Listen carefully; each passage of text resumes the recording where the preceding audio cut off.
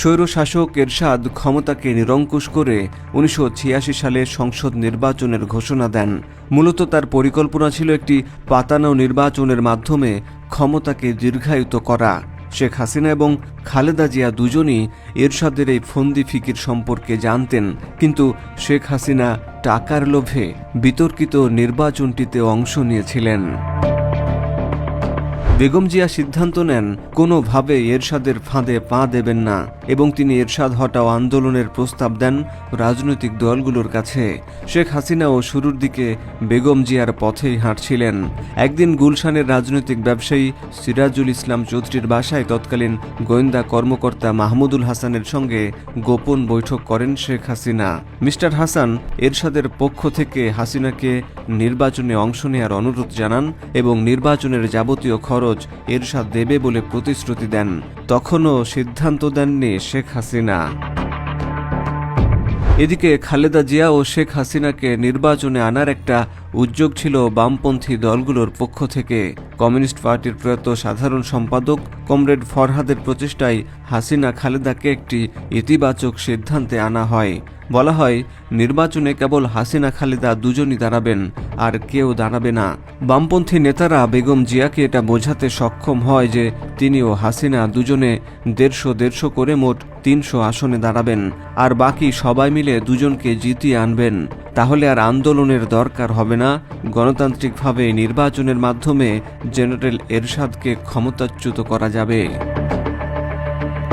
খালেদা হাসিনা দুজনই প্রস্তাবটিতে সায় দেন এবং তারা মুখোমুখি বৈঠকও করেন, কিন্তু গুলশানের সেই ব্যবসায়ী সিরাজুল ইসলামের মাধ্যমে দুই নেত্রীর গোপনেই নির্বাচনী কৌশলের কথা জেনে যান এইচ.এম. এরশাদ। তিনি রাষ্ট্রপতির অধ্যাদেশ জারি করেন, এক ব্যক্তি ৫-এর অধিক আসনে ভোটে দাঁড়াতে পারবে না।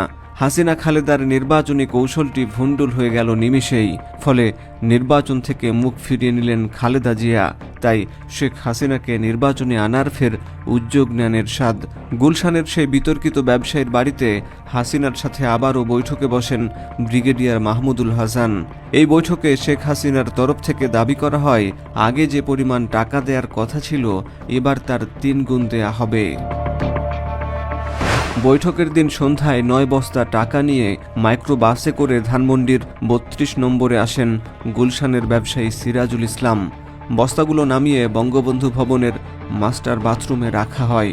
এরপর সংবাদ সম্মেলনের ঘোষণা দিলেন শেখ হাসিনা।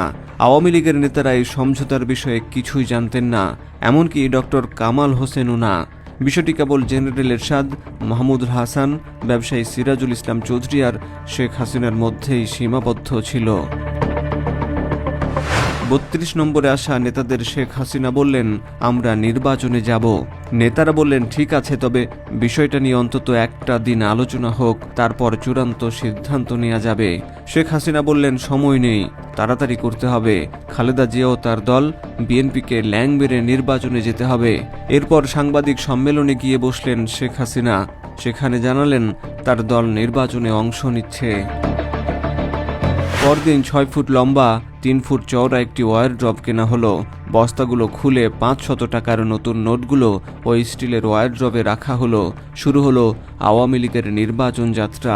এরশাদের বিরুদ্ধে আন্দোলনে থাকা অন্য দলগুলোর সাথে বেইমানি করে নির্বাচনে জড়িয়ে পড়লেন শেখ হাসিনা।